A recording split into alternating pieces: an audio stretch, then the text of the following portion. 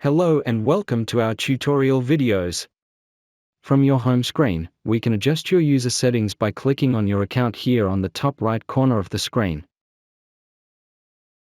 On the account page, we can set everything from your name, you can update your password, and set your mobile phone number. This is how we can contact you in the future if we need to reach out to you. For example, if you've got a ticket, or if we need to call you for some other reason. Here is our time zone. This is going to reflect in any call reporting data that you download. We can make sure it's tailored to your time zone. On the right-hand side, we can specify what types of correspondence we want to receive. You can see that this user has signed on, just for help desk, planned works, and outages, but has everything else turned off. Here on the side we've got client correspondence, newsletters, and general updates. It's going to be things like, we've added a new feature, and we want to tell you about it.